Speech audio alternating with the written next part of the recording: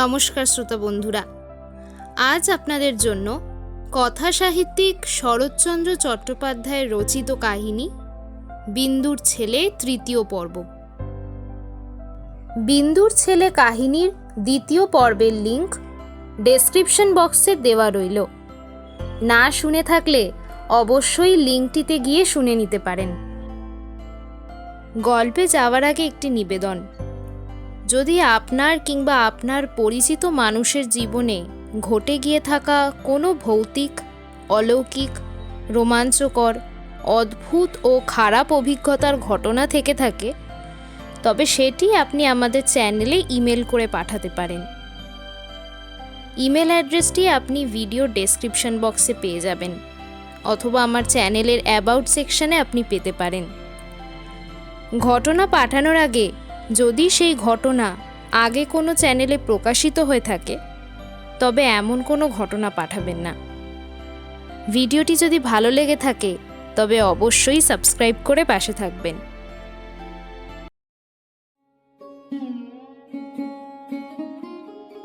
দুর্গাপূজা আসিয়া পড়িল। ও পাড়ার জমিদারদের বাড়িতে আমোদ আহ্লাদের প্রচুর আয়োজন হইয়াছিল। 2 দিন পূর্ব হইতেই নরেন তাহার মধ্যে মগ্ন হইয়া গেল। সপ্তমীর রাত্রে অমূল্য আসিয়া ধরিল। ছোট মা, যাত্রা হচ্ছে, দেখতে যাব? ছোট মা বলিলেন, হচ্ছে না হবে? অমূল্য বলিল, নরেন্দা বলেছে 3টে থেকে শুরু হবে। এখন থেকে সমস্ত রাত্রির হিমে পড়ে থাকবি? না না, সে হবে না। কাল সকালে তোর কাকার সঙ্গে যাস, খুব ভালো জায়গা পাবি। অমূল্য কাঁদো কাঁদো হইয়া বলিল, না, পাঠিয়ে দাও না। কাকা হয়তো যাবেন না, নয়তো কত বেলায় যাবেন। বিন্দু বলিল, 3টে-4টের সময় যাত্রা শুরু হলে চাকর দিয়ে পাঠিয়ে দেব, এখন শো। অমূল্য রাগ করিয়া শয্যার এক প্রান্তে গিয়া দেওয়ালের দিকে মুখ ফিরাইয়া শুইয়া রহিল। বিন্দু টানিতে গেলে সে হাত সরাইয়া দিয়া শক্ত হইয়া পড়িয়া রহিল। তারপর কিছুক্ষণের নিমিত্ত সকলেই বোধ করি একটু ঘুমাইয়া পড়িয়াছিল। বাহিরের বড় ঘড়ির শব্দে অমূল্যের উদ্বিগ্ন নিদ্রা ভাঙিয়া গেল। সে উৎকর্ণ হইয়া গুনিতে লাগিল, 1টা, 2টো, 3টে, 4টে। ধরফর করিয়া সে উঠিয়া বসিয়া বিন্দুকে সজোরে নাড়া দিয়া তুলিয়া দিয়া বলিল, ওটো ওটো ছোট মা, 3টে-4টে বেজে গেল তো। বাহিরের ঘড়িতে বাজিতে লাগিল 5টা, 6টা, 7টা, 8টা। অমূল্য কাঁদিয়া ফেলিয়া বলিল, 7টা 8টা বেজে গেল, কখন যাব?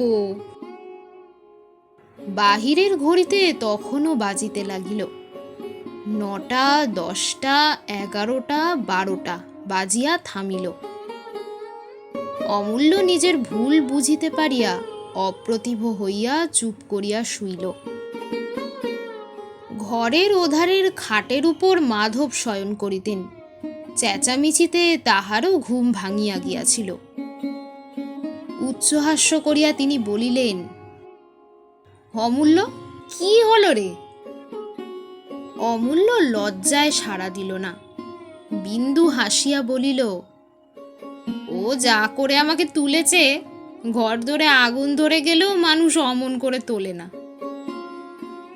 অমূল্য নিস্তব্ধ হইয়া আছে দেখিয়া তাহার দয়া হইল। আচ্ছা যা, কিন্তু কারোর সঙ্গে ঝগড়াঝাটি করিস নে যেন। তারপর ভৈরবকে ডাকিয়া আলো দিয়া পাঠাইয়া দিল। পরদিন বেলা 10টার সময় যাত্রা শুনিয়া হৃষ্ট চিত্তে অমূল্য ঘরে ফিরিয়া আসিয়া কাকাকে দেখিয়াই বলিল, কই গেলেন না আপনি? বিন্দু জিজ্ঞেস করিল, কেমন দেখলি রে? বেশ যাত্রা ছোট মা। কাকা, আজ সন্ধ্যের সময় আবার চমৎকার খ্যামটার নাচ হবে।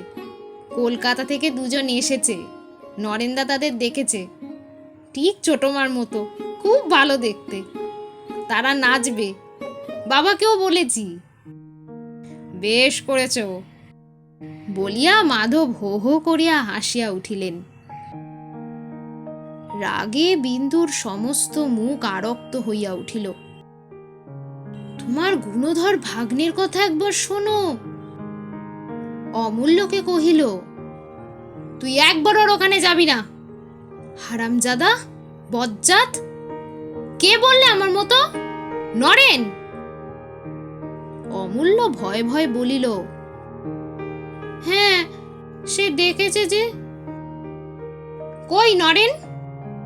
আচ্ছা, আসুক সে। মাধব হাসি দমন করিয়া বলিলেন, পাগল তুমি? দাদা শুনছেন, আর গোলমাল করো না।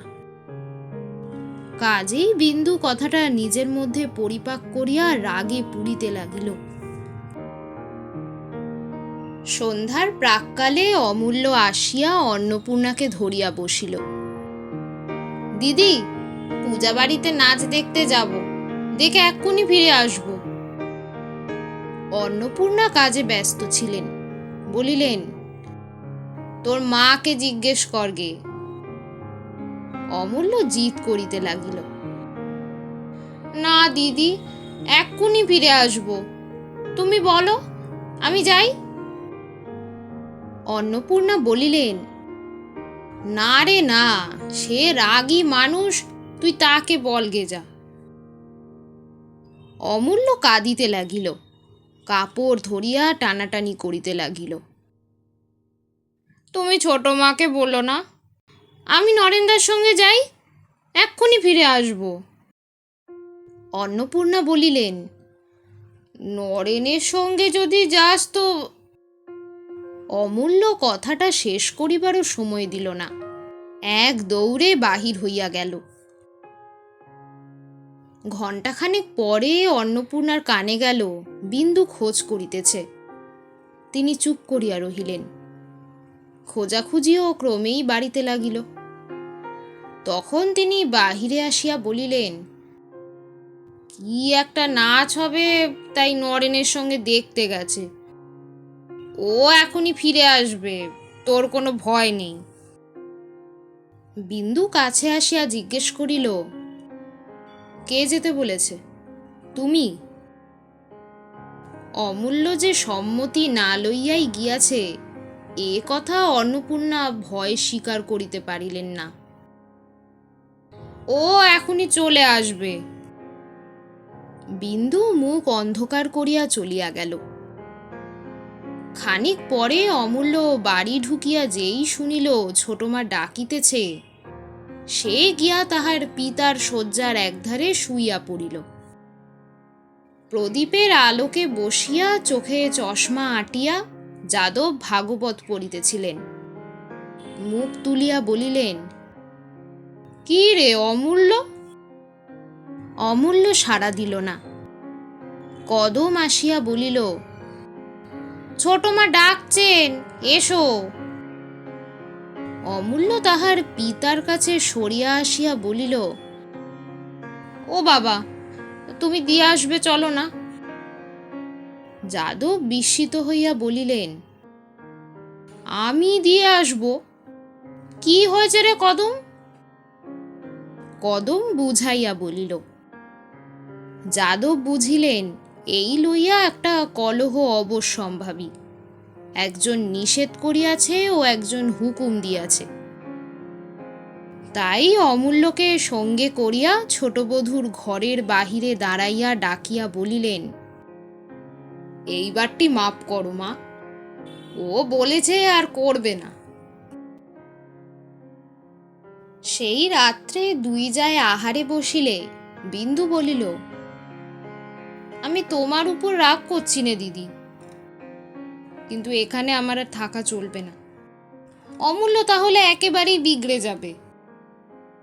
আমি যদি মানা না করতুম তাহলেও একটা কথা ছিল, কিন্তু নিষেধ করা সত্ত্বেও এত বড় সাহস ওর হলো কি করে? তখন থেকে আমি শুধু এই কথাটাই ভাবছি।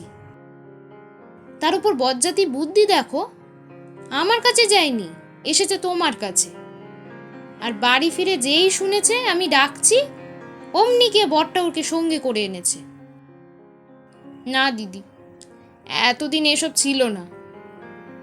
আমি বরং কলকাতায় বাসা ভাড়া করে থাকবো, সেও ভালো। কিন্তু এক ছেলে বয়ে যাবে, তাকে নিয়ে সারা জীবন আমি চোখের জলে বাঁচতে পারবো না।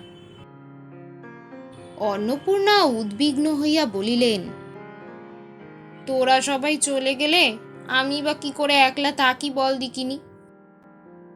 বিন্দু ক্ষণকাল চুপ করিয়া থাকিয়া বলিল, সে তুমি জানো, আমি যা করব তোমাকে তা বলে দিলুম। বড় মন্দ ছেলে ওই নরেন। কেন, কি করলে নরেন? আচ্ছা মনে কর ওরা যদি দুটি বাই হতো, তাহলে কি করতিস? বিন্দু বলিল, আজ তাহলে চাকর দিয়ে হাত পা বেঁধে জল বিচুরি দিয়ে বাড়ি থেকে দূর করে দিতুম।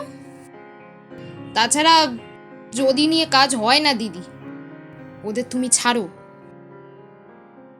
অন্নপূর্ণা মনে মনে বিরক্ত হইলেন, বলিলেন, ছাড়া না ছাড়া কি আমার হাতে ছোটবু? যে ওদের এনেছে তুই তাকে বলগে না, আমাকে মিথ্যে গঞ্জনা দিস নে। এসব কথা বট্টুকে বলবো কি করে? যেমন করে সব কথা বলিস তেমনি করেই বলগে। বিন্দু ভাতের থালাটা ঠেলিয়া দিয়া বলিল, ন্যাকা বুঝিও না তো দিদি, আমারও 27-28 বছর বয়স হতে চলল। এবারই দাসী চাকর নিয়ে কথা নয়, কথা আত্মীয় স্বজন নিয়ে। তুমি বেঁচে থাকতে এসব কথায় কথা বলতে গেলে বট্টহুর রাগ করবেন না?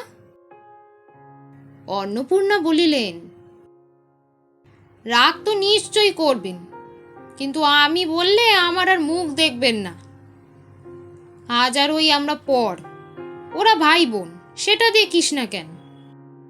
তাছাড়া আমি বুড়ি মাগি, এই তুচ্ছ কথা নিয়ে নেচে বেড়ালে লোকে পাগল বলবে না? বিন্দু ভাতের থালাটা হাত দিয়া আরো খানিকটা ঠেলিয়া দিয়া গুম হইয়া বসিয়া রহিল। অন্নপূর্ণা বুঝিলেন সে কেবল ভাসুরের ভয়েই চুপ করিয়া গেল। বলিলেন, হাত তুলে বসে রইলি যে, বাতের তালাটা কি অপরাধ করলে? বিন্দু হঠাৎ নিঃশ্বাস ফেলিয়া বলিল, আমার খাওয়া হয়ে গেছে। অন্নপূর্ণা তাহার ভাব দেখিয়া আর জিদ করিতে সাহস করিলেন না। শুইতে গিয়া বিন্দু বিছানায় অমূল্যকে দেখিতে না পাইয়া ফিরিয়া আসিয়া বলিল, সে গেল কোথায়? অন্নপূর্ণা বলিলেন, আজ দেখছি আমার বিছানায় শুয়ে ঘুম হচ্ছে, যাই তুলে দিগে। না না থাক, বলিয়া বিন্দু মুখ অন্ধকার করিয়া চলিয়া গেল। অর্ধেক রাত্রে বিন্দুর সতর্ক নিদ্রা অন্নপূর্ণার ডাকে ভাঙিয়া গেল।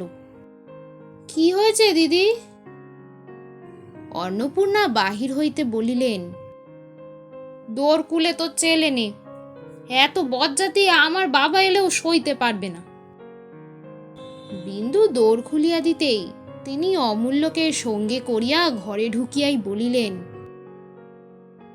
দের আরামদাতা ছেলে দেখেছি ছোটবু, এমনটি দেখিনি। রাতে 2টো বাজে একবারও চোখের পাতা এক করতে দিলে না। এই বলে খিদে পেয়েছে, এই বলে মশা কামড়াচ্ছে, এই বলে জল খাবো, এই বলে বাতাস করো। না না ছোটবু, আমি সমস্ত দিন খাটি খুঁটি, রাত্রিতে একটু ঘুমোতে না পেলে তো বাঁচি নে। বিন্দু হাসিয়া হাত বাড়াইতেই অমূল্য তাহার ক্রোড়ের ভিতর গিয়া ঢুকিল এবং বুকের উপর মুখ রাখিয়া 1 মিনিটের মধ্যে ঘুমাইয়া পড়িল। মাধব ওদিকে বিছানা হইতে পরিহাস করিয়া কহিলেন, শখ মিটল বৌঠান? অন্নপূর্ণা বলিলেন, আমি শখ করিনি ভাই, উনি নিজেই মারের ভয়ে ওখানে গিয়ে ঢুকেছিলেন, তবে আমারও শিক্ষা হলো। আর কি গেন্নার কথা ঠাকুরপো, আমাকে বলে কি না তোমার কাছে শুতে লজ্জা করে। তিনজনেই হাসিয়া উঠিল।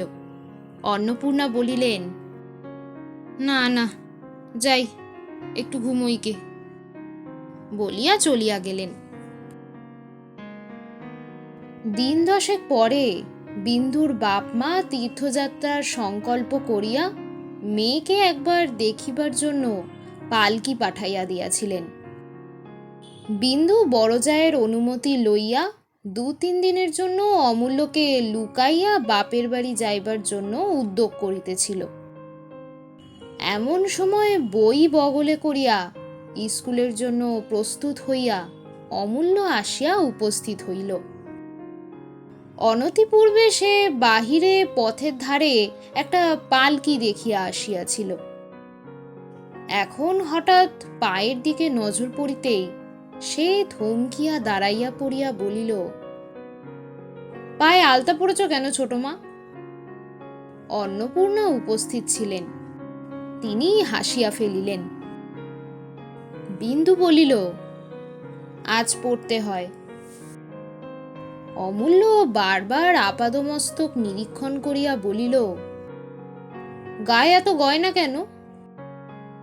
অন্নপূর্ণা মুখে আঁচল দিয়া বাহির হইয়া গেলেন। বিন্দু হাসি চাপিয়া বলিল, কবে তোর বউ এসে পড়বে বলে আমাদের কাউকে কিছু পড়তে নেই বুঝি? যা, স্কুলে যা। অমূল্য সে কথা কানে না তুলিয়া বলিল, দিদি অত হাসছে কেন?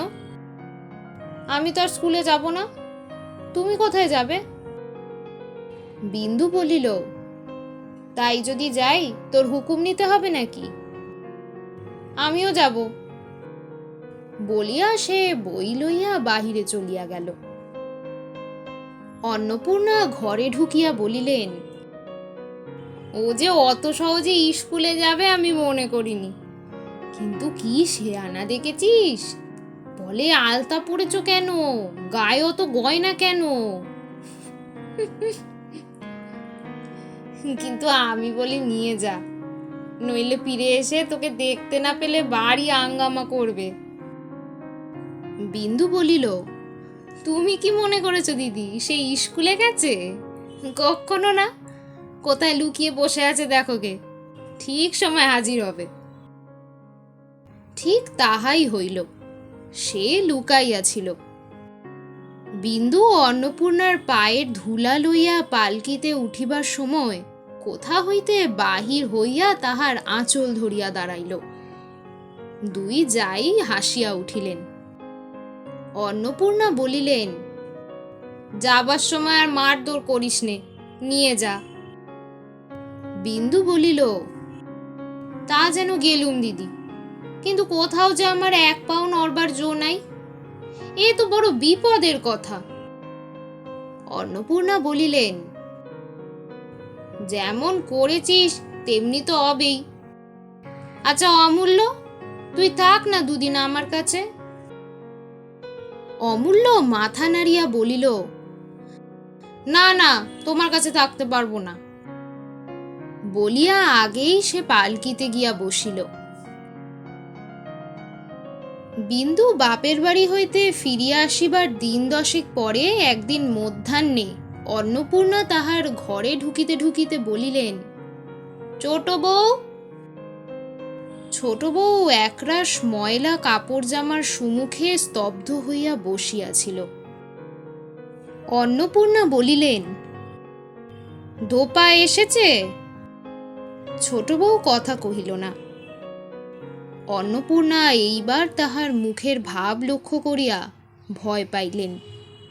উদ্বিগ্ন হইয়া জিজ্ঞেস করিলেন, কি হয়েছে রে? বিন্দু আঙুল দিয়া ছোট ছোট 2 টুকরো পোড়া সিগারেট দেখাইয়া দিয়া বলিল, অমূল্যর জামার পকেট থেকে বেরোল। অন্নপূর্ণা নির্বাক হইয়া দাঁড়াইয়া রহিলেন। বিন্দু সহসা কাঁদিয়া ফেলিয়া বলিল, তোমার 2টি পায়ে পড়ি দিদি, ওদের বিদেয় করো, না হয় আমাদের কোথাও পাঠিয়ে দাও। অন্নপূর্ণা জবাব দিতে পারিলেন না। আরও কিছুক্ষণ নিঃশব্দে দাঁড়াইয়া থাকিয়া চলিয়া গেলেন। অপরাহ্নে অমূল্য স্কুল হইতে ফিরিয়া খাবার খাইয়া খেলা করিতে গেল। বিন্দু একটি কথাও বলিল না। ভৈরব চাকর নালিশ করিতে আসিল, নরেনবাবু বিনা দোষে তাহাকে চপেটাঘাত করিয়াছে। বিন্দু বিরক্ত হইয়া বলিল, দিদিকে বলগে। অদৃশ্যে যে কত বড় ঝড় ঘনাইয়া উঠিতেছে, বাড়ির মধ্যে তাহা কেবল অন্নপূর্ণাই টের পাইলেন। উৎকণ্ঠায় সমস্ত সন্ধ্যাটা ছটফট করিয়া একসময় নির্জনে পাইয়া তিনি ছোট বউয়ের হাতখানি ধরিয়া ফেলিয়া মিনতির স্বরে বলিলেন, ও ছোট বউ, হাজার হোক সে তো তোরই চেলে, বল এইবারটি তাকে মাপ কর, বরং আড়ালে ডেকে দমক দে। বিন্দু বলিল, সে যে আমার ছেলে নয় সে কথা আমিও জানি, তুমিও জানো। মিছিমিছি কতগুলো কথা বাড়িয়ে দরকার কি দিদি? আমি নই, তুই তো তার মা, আমি তো তোকেই দিয়েছি। যখন ছোট ছিল খাইয়েছি পড়িয়েছি, এখন তো বড় হয়েছে, তোমাদের ছেলে তোমরা বুঝে নাও, আমাকে রেহাই দাও। বলিয়া বিন্দু চলিয়া গেল। রাত্রে কাদো কাদো মুখে অমূল্য অন্নপূর্ণার কাছে শুইতে আসিল। অন্নপূর্ণা ব্যাপার বুঝিয়া বিরক্ত হইয়া বলিলেন, এখানে কেন? যা এখান থেকে, যা বলছি। অমূল্য ফিরিয়া দেখিল তাহার পিতা ঘুমাইতেছেন। সে কোনো কথাটি না বলিয়া আস্তে আস্তে চলিয়া গেল। সকালবেলা কদম রান্নাঘরে এঁটো বাসন তুলিতে আসিয়া দেখিল বারান্দার এক কোণে কতগুলো কাঠঘুটের উপর অমূল্য পড়িয়া ঘুমাইতেছে। সে ছুটিয়া গিয়া বিন্দুকে তুলিয়া আনিল। অন্নপূর্ণাও ঘুম ভাঙিয়া বাহিরে আসিয়াছিলেন, কাছে আসিয়া দাঁড়াইলেন। বিন্দু তীক্ষ্ণভাবে বলিল, রাত্রে বুঝি বড়গিনি তাড়িয়ে দিয়েছিল? ও থাকলে ঘুমের ব্যাঘাত হয় না? ছেলের অবস্থা দেখিয়া ক্ষোভে দুঃখে তাহার নিজের চোখেও জল আসিতেছিল, কিন্তু বিন্দুর নিষ্ঠুর তিরস্কারে জ্বলিয়া উঠিয়া বলিলেন, নিজের দোষ তুই পরের গাড়ে তুলে দিতে পারলেই তো পাচ্ছিস। বিন্দু ছেলেকে তুলিতে গিয়া দেখিল তাহার গা গরম, জ্বর হইয়াছে। সে কহিল, সারা রাত কার্তিক মাসের হিমে জ্বর হবেই তো, এখন ভালো হলে বাঁচি। অন্নপূর্ণা ব্যগ্র হইয়া ঝুঁকিয়া পড়িয়া বলিলেন, জ্বর হয়েছে? কই দেখি। বিন্দু সজোরে তাহার হাত ঠেলিয়া দিয়া বলিল, থাক, আর দেখে কাজ নেই। বলিয়া ঘুমন্ত ছেলেকে স্বচ্ছন্দে কোলে তুলিয়া লইয়া অন্নপূর্ণার প্রতি একবার বিষ দৃষ্টি নিক্ষেপ করিয়া নিজের ঘরে চলিয়া গেল।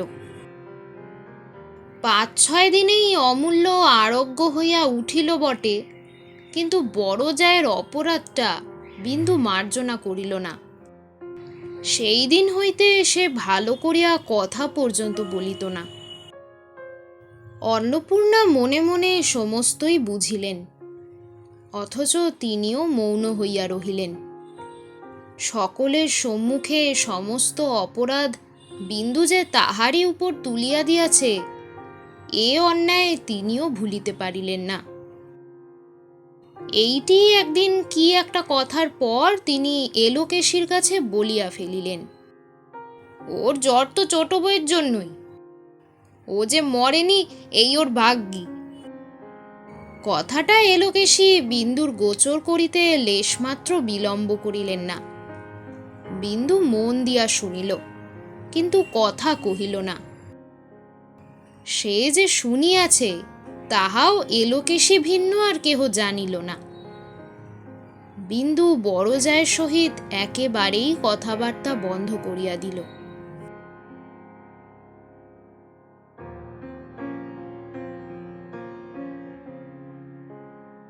কেমন লাগলো আজকের পর্ব? ভালো লেগে থাকলে ভিডিওটিতে একটি লাইক করবেন। বিন্দুর ছেলে কাহিনীর চতুর্থ পর্বটি আসবে সামনের বুধবার। চতুর্থ পর্বটি শোনার জন্য অবশ্যই সাবস্ক্রাইব করে পাশের বেল আইকনটি অন করে রাখবেন। ধন্যবাদ।